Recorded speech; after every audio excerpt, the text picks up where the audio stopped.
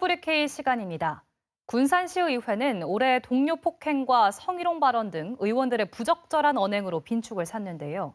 종합 청렴도 성적까지 추락하며 내부에선 자성의 목소리가 나오는데 자정 능력이 시험대에 올랐습니다. 조경모 기자입니다. 지난달 상임위 회의에서 발언 시간을 제한했다며 위원장을 때린 김영일 의원. 얼마 뒤 군산시의회 윤리특위는 김 의원에게 경징계인 공개 사과를 의결해 지역사회의 공분을 샀습니다. 한경봉 의원은 여성 공무원들을 향한 성희롱성 막말로 물의를 빚고 민주당에서 제명까지 당하는 불명예를 자초했습니다. 여기에 올해 군산시의회의 종합청렴도는 전북 시군의회 가운데 유일하게 가장 낮은 5등급. 시의회 의장이 직접 공개 사과에 나선 이유입니다. 최근 의회 내에서 발생된 불미스러운 사건에 대해 군산 시민들과 공직자 여러분께 의회를 대표하여 진심으로 사과의 말씀을 드립니다. 스스로를 되돌아보고 미흡한 부분은 반성하자는 자성의 목소리도 처음 나왔습니다. 군산시의회 의원 윤리 강령을 마음 깊이 되새기며 시민의 대표자로서 양심에 따라 그 직무를 성실히 수행할 것을 서럽게 다짐해야 할 것입니다. 하지만 이미 금가버린 시민들의 신뢰를 회복하기 위해선 말뿐 아니라 행동으로 보여줘야 한다는 지적입니다. 성희롱성 막말로 윤리특별위에 회부된 한경봉 의원의 징계 수준이 그 첫 번째 척도로 여겨질 전망입니다. 시민의 눈높이에 맞게 기준이 없다면 더 높은 기준을 적용하면서 징계를 해야 사실은 군산시의회가 제 식구 감싸기가 아니라 시민의 눈높이 이후에 의회를 쇄신하겠다라고. 군산시의회가 자정 능력을 회복해 풀뿌리 민주주의의 근간이라는 위상을 되찾을 수 있을지 시험대에 올랐습니다. KBS 뉴스 조경모입니다. 네, 이번에는 도내 공공기관의 청렴도 평가 결과를 분석해보고 자치단체와 시의회의 부패 관행을 없애기 위한 대책은 무엇인지 자세히 짚어보겠습니다. 전북 시민사회단체 연대회의 이상민 운영위원장 자리했습니다. 안녕하십니까? 예, 안녕하세요. 네. 최근에 국민권익위원회의 전국 공공기관 청렴도 평가 결과가 나왔습니다. 도내 자치단체 현황 결과는 그리 만족스럽지 않은데요. 구체적으로 어떻습니까? 예, 먼저 그 평가 결과를 이야기하기 전에 청렴도 평가에는 1에서 5등급까지가 있습니다. 예. 그래서 최하위 등급이 5등급이다. 이제 이걸 먼저 말씀을 드리고, 네. 그리고 이제 청렴도를 평가하는데 이게 갑자기 어떻게 평가를 하는 거냐 이럴 수 있는데, 그러니까 청렴 체감도라고 하는 게 있고요, 청렴 노력도, 그리고 이제 부패 실태라고 하는 이 세 가지 측면이 있습니다. 청렴 체감도라고 하는 건 내부 구성원이나 또 외부에 있는 분들이 청렴도에 대한 체감을 어떻게 하고 있느냐라고 하는 부분들이 이제 가장 크게 반영이 되는 거고요. 근데 노력도 같은 경우에는 실제 청렴도를 높이기 위해서 공공기관에서 어떤 노력을 하고 있는지, 여기에는 또 내부 구성원에 대한 평가가 있습니다. 근데 대체적으로 평가가 안 좋은 곳의 특징은 내부 구성원의 평가가 굉장히 좋지 않다는 특징이 있고요. 예, 전라북도 공공단체들 쭉 보면 일단 전북 특별자치도가 3등급을 받았고요. 자치단체 중에서는 고창군이 유일하게 1등급을 받았습니다. 그리고 전주, 익산, 정읍, 완주가 좀 2등급을 받아서 상대적으로 좀 양호한 평가를 받았는데요. 앞에서 말씀 주셨듯이 군산시와 남원시가 최하위 등급 5등급을 받았고요. 장수군과 진안군이 4등급을 받았습니다. 지방의회의 경우를 좀 보면 근산시 의회가 5등급으로 최하위 등급을 받았고요. 전북 특별자치도도 4등급을 받아서 뭔가 청렴도 개선을 위한 특별한 노력들이 필요하지 않은가 이렇게 생각이 들고요. 국민연금공단이 2등급을 받았고요. 전북대학교 병원이 최하위 등급인 5등급을 받았습니다. 그러니까 전반적으로 저희가 3등급이면 중간 정도 가겠구나 이렇게 볼 문제는 아니고요. 네. 최소한 한 2등급 정도를 유지해야 한다고 봤을 때 전북 지역의 공공기관들이 청렴도 개선을 위한 좀 특별한 노력들이 좀 필요하지 않은가 이렇게 좀 볼 수 있을 것 같습니다. 예. 최소한 2등급은 가야 된다 이렇게 얘기를 하셨는데 지금 군산시랑 군산시 의회는 두 곳 다 5등급입니다. 최하위지 않습니까? 군산시의 경우는 이제 2년 연속 5등급인 거고 시의회는 4등급이었다가 5등급으로 떨어진 건데 청렴도가 개선되지 않는 이유는 뭐라고 보십니까? 일단 그 청렴도에 대해서는 기본적으로 어쨌든 시민들, 주민들에 대한 신뢰도가 대단히 중요합니다. 기본적으로 군산시와 군산시 의회에 대한 신뢰도가 어떤 거냐라고 하는 부분인데 신뢰도에 가장 직접적 영향을 미치는 건 아무래도 이제 그 부패와 관련된 부분이겠죠. 이번에 이제 군산시 의회에서 일어났던 일련의 사태, 동료 의원에 대한 폭행이랄지 뭐 성희롱 그리고 폭언 이제 이런 부분들이 대체적으로 내부 구성원들에 대한 평가를 아주 박하게 받을 수밖에 없는 부분이고요.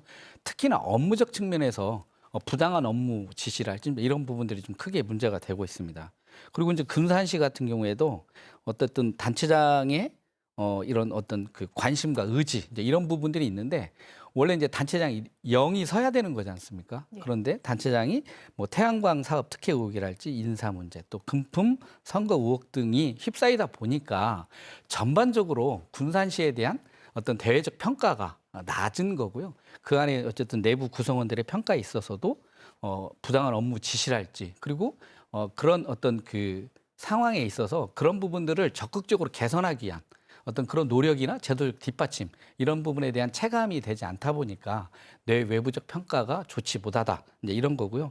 이제 거기에 비해서 특별하게 개선 대책이 무엇이냐? 그럼 어떻게 청렴도를 개선할 거냐라고 하는 것들이 앞으로 잘하겠습니다가 아니라 어떤 구체적인 실천 방안들을 제시해야 되는데 이제 그런 부분에서 그런 노력들이 나오지 않는다.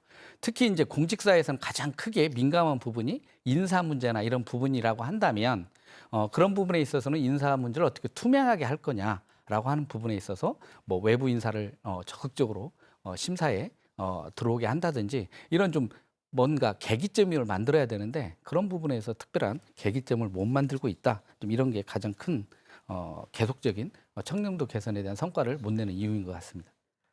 예. 군산시의회에 대해서 좀 더 얘기를 해보죠. 말씀하셨지만 일련의 사태가 좀 많았습니다. 그중에서도 동료를 폭행한 의원에게는 공개 사과라는 경징계에 그치지 않았습니까? 뭐 이런 동료 감싸기 행태를 보면 자정 능력이 좀 부실해 보이기도 하는데 왜 그런 걸까요? 일단 의회가 갖는 특성이 있습니다. 그러니까 자치단체는 이 책임의 주체가 명확합니다. 단체장으로. 근데 의회의 경우에는 어떤 특정 의원이 어떤 일탈 행위를 했을 때 그 의원의 문제로 치부를 하거나 자 그런 문제가 발생을 했을 때 어떤 시민의 눈높이에 맞는 어떤 후속 조처, 징계가 이루어져야 되는데 이제 그런 부분들이 이루어지지 않는 특별한 이유는 뭐냐면 징계가 다수가 들어가는 윤리특위위원회나 이런 데서 하게 됩니다. 그럼 여기에서 이제 첫 번째는 누가 어떤 결정을 했는지를 알 수가 없다는 겁니다. 그렇기 때문에 그 징계의 결정을 한 분들에 대한 책임 소재가 불명확하다라고 하는 거고요. 두 번째는 아무래도 아직도 많이 남아있는 권위의식입니다. 예. 특히 이제 동료 의원에 대한 이런 부분도 있지만 공직자에 대한 어떤 갑질이랄지 폭언 뭐 이런 부분들은 어떤 우월적 권위의식이랄지 이제 이런 부분들이 좀 있고요.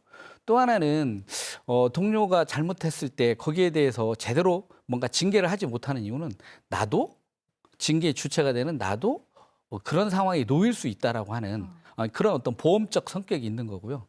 특히나 또 이제 선거 시기와 좀 떨어져 있다라고 하면 시간이 지나면 이런 문제는 잊혀지고 묻힐 수 있다라고 하는 이런 부분들이 작동을 하다 보니까 동료에 대한 삐뚤어진 동료 의식이랄지 어떤 권위주의적인 그런 부분들 그리고 이게 직접적으로 뭔가 나의 책임이 잘 드러나지 않는 이런 의회 구조라고 하는 특징들이 맞물리면서 항상 어떤 문제가 있을 때 솜방망이 처벌이라고 하는 또 이런 게 계속적으로 좀 반복된다 이렇게 봐야 될 것 같고요. 이런 문제에 대한 책임을 묻는 건 사실은 이제 뭐 주민 소환 제도랄지 이런 게 있기는 합니다만 사회경제적 비용이 너무 큽니다. 그렇기 때문에 뭐 이 선거 과정을 통해서 제대로 잘 바로잡는 게 필요할 것 같습니다. 이제 아까 청렴도가 개선되지 않는 이유가 구체적인 실천 방안은 없다 이런 말씀도 해주셨잖아요. 이제 결론적으로 그러면 지방자치단체와 의회가 청렴도를 높이려면 구체적으로 어떤 대책이 필요할까요? 가장 중요한 건 단체장의 의지와 입장입니다. 단체장이 어떤 그런 부패적인 그리고 잘못된 관행을 용인하지 않겠다라고 하는 분명한 입장이 쓰고 거기에 맞는 몇 가지 조처들이 진행이 된다라고 한다면 조직 문화는 급속도로 바뀌게 됩니다. 그래서 이게 부패 문제라고 하는 건 어떤 한 특정인의 일탈 문제가 아니라 조직의 문화를 바꿔야 되는 문제인 거고 그 문화를 바꿀 수 있는 첫 번째는 단체장의 명확한 입장이라고 하는 거고요. 두 번째는 굉장히 이제 부패에 취약할 수밖에 없는 어떤 계약이나 승진 어떤 이런 부분에 있어서 그걸 어떻게 투명성을 높여낼 수 있느냐라고 하는 거에 대해서 제도적 정비를 해야 되는데요. 투명성의 핵심은 사실은 안에를 들여다볼 수 있어야 한다는 거고 그렇기 위해서는 외부 인사가 참여하는 그런 방식이고요. 그리고 청렴도 교육이나 이런 부분들을 많이 진행을 하는데 그 청렴도 교육이 실질적으로 그분들의 어떤 결정이나 이런 과정에 있어서 영향을 줄 수 있어야 됩니다. 그렇다고 한다면 일방적인 강의 방식이 아니라 그 공직자들이 내가 업무를 처리하는 과정에 있어서 어떤 과정에 있어서 어떤 부패 문제에 대한 고민을 하게 됐고 그런 문제에 대해서 어떤 결정을 하게 됐다라고 하는 부분들을 서로 내용들을 공유하는, 그러니까 외부 강사가 아무리 좋은 말을 한다고 해서 그게 개선되는 건 아니다. 스스로 자기의 상황을 같이 이야기하면서 어떤 문화적인 측면에서 뭔가 공직사에 어떤 기풍들이 잡힐 수 있는 그런 노력들이 필요하고요. 특히 이제 의회 같은 경우에는 정말 쉽지 않습니다. 그렇다고 한다면 어떤 의원들의 그런 정치적 책임을 물을 수 있는 어떤 선거라고 하는 과정들이 가장 중요하겠지만 그 전에 의회 스스로는 이해 충돌을 회피하기 위한 노력, 그리고 겸직 문제, 좀 이런 부분들을 하고요. 특히나 어떤 권위적인 사고, 이런 부분들에 대한 개선을 하기 위해서 뭔가 의회 차원에서의 어떤 그런 집단적인 그런 토의와 논의를 통한 자정 능력을 보여줘야 한다. 이렇게 봐야 될 것 같습니다. 예. 물론 뭐 제도적인 필요성도 있겠습니다만 단체장을 필두로 해서 반성과 자정 노력이 가장 중요할 것 같습니다. 시민의 신뢰를 회복할 수 있길 기대해 보겠습니다. 오늘 말씀 여기까지 듣겠습니다. 네, 감사합니다. 고맙습니다.